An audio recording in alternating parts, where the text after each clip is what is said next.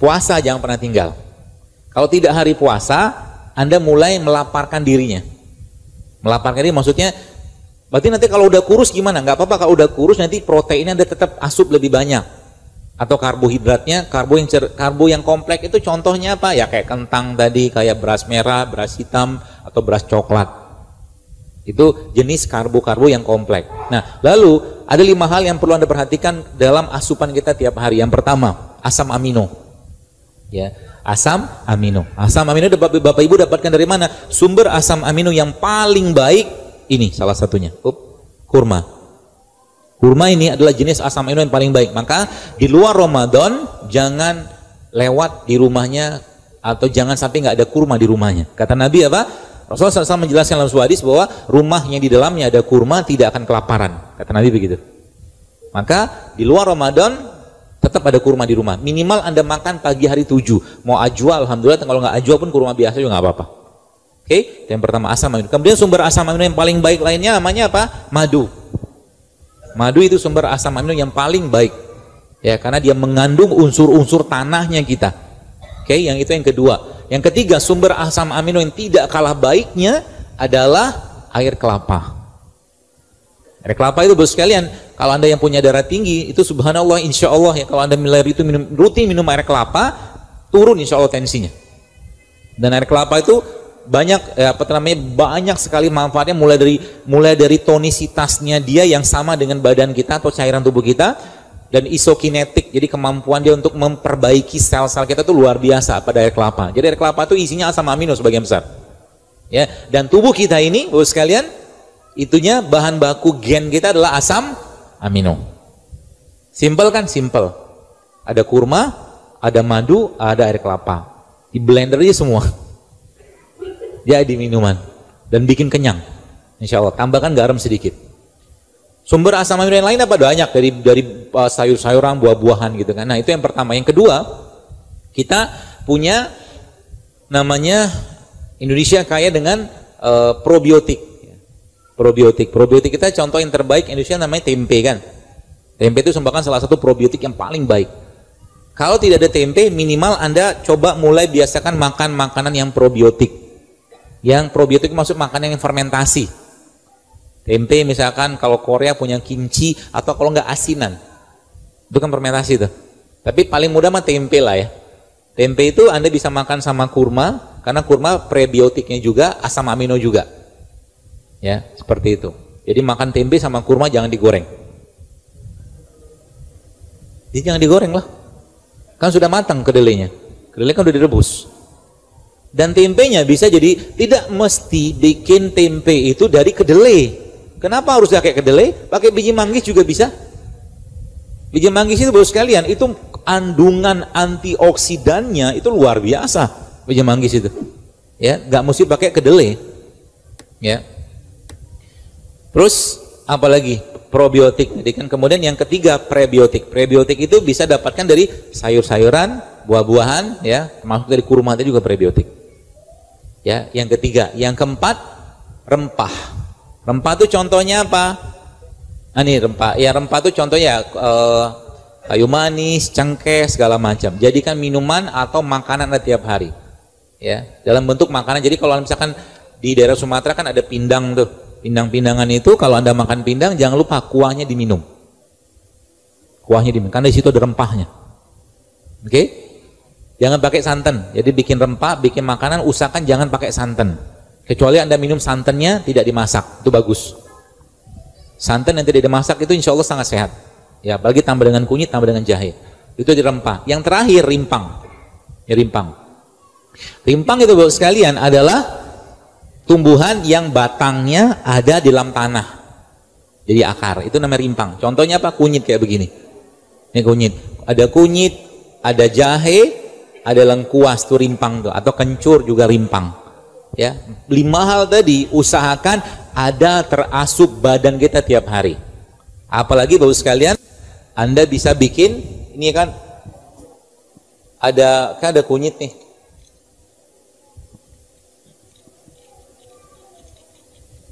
Kunyit merupakan salah satu rempah terbaik yang kalau kita baca penelitiannya, Masya Allah ya, luar biasa, banyak sekali ya, banyak sekali manfaat teman-teman dari kunyit ini. Ya jadi kalau nanti salah satu checklist kalau mau nyari menantu yang sehat, tanya sama dia, saya makan kunyit gak? Karena nanti kalau laki-laki yang makan kunyit, spermanya subur, spermanya bagus. Serius loh. Makanya India itu kan salah satu negara yang sangat tinggi angka pertumbuhan penduduknya. Ya. Karena dia makan bukan hanya kunyit tapi namanya masala.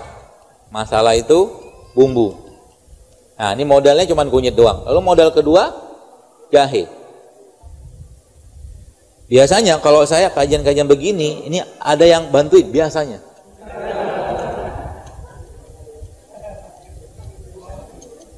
Gak apa-apa lah, udah mau habis waktunya. Ini Mas Pak Roni silakan berdiri.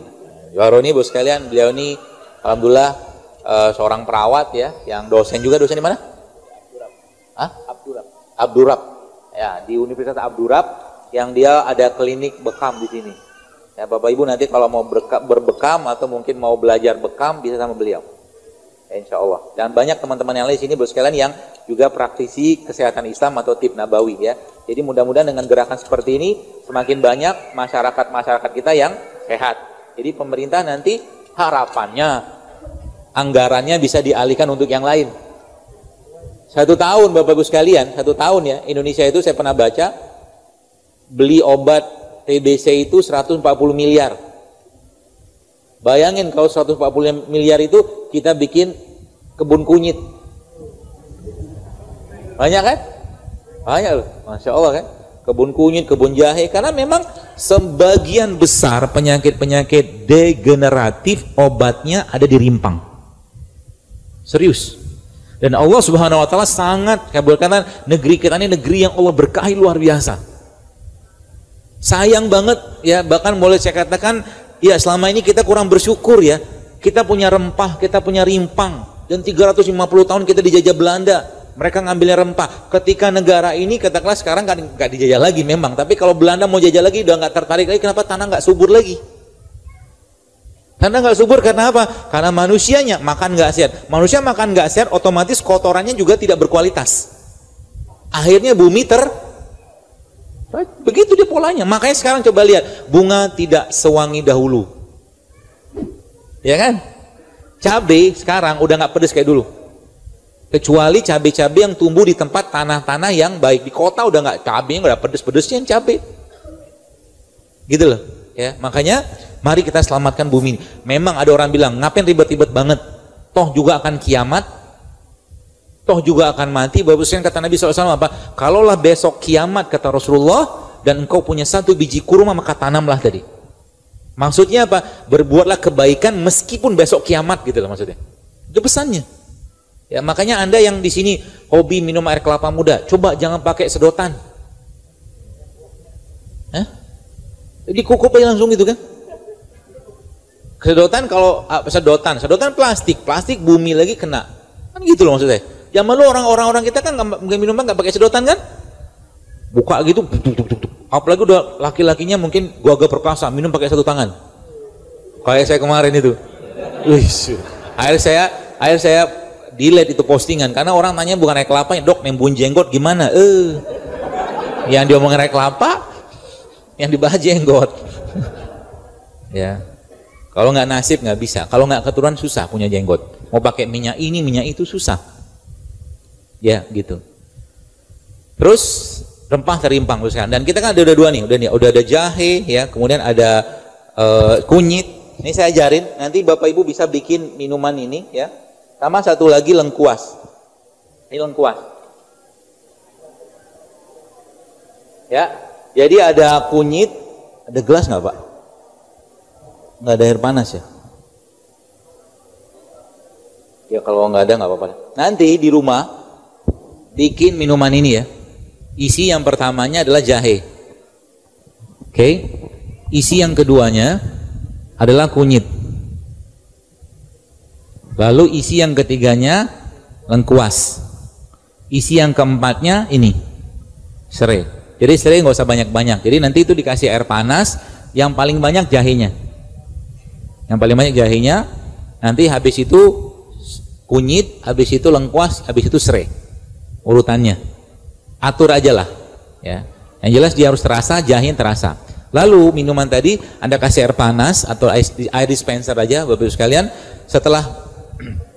Setelah dia agak hangat, nanti Anda potong jeruk nipis, kasih masuk situ. Peres maaf. Ya. Setelah itu, setelah dia setelah agak hangat gitu tadi, saring. Setelah disaring, Anda blender, tambahkan kurma. Ini bahasa saya menjadi minuman ultimate rimpang. Efeknya apa? Masya Allah. Nanti baca aja manfaat kunyit apa, jahe apa, serai apa, menyuburkan kandungan, ya, menguatkan tulang, menguatkan pencernaan, menguatkan otak, membersihkan darah, komplit semua di situ. Bahkan tadi saya katakan kurma itu mengandung asam amino kan? Subhanallah, komplit. Jadi kita pemanisnya pakai kurma. Ya, minumnya kapan? Waktu pagi sama waktu mau tidur. BAB-nya nanti akan diperbaiki juga sama insya Allah. Ya, banyak sekali manfaatnya. Ya, modal cuman paling 10.000 kayak begituan. Ya kan? Tapi efeknya luar biasa.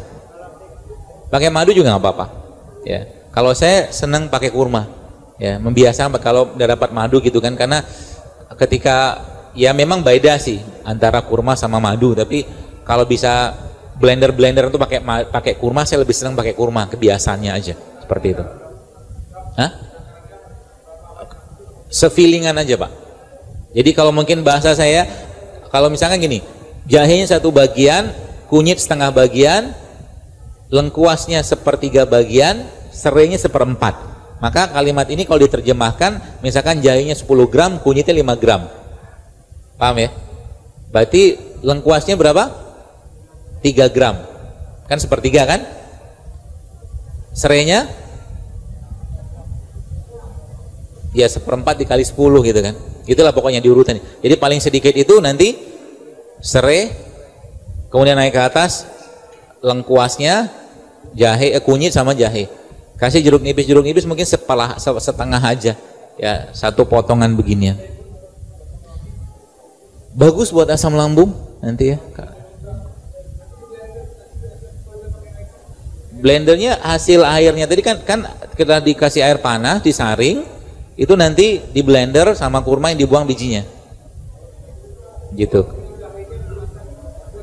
Jahenya, kunyitnya segala macam tadi itu bisa Anda, itu nggak di blender, tapi Anda bisa blender, Bapak bisa blender lagi itu untuk dia jadi kayak sudah dihancurin gitu.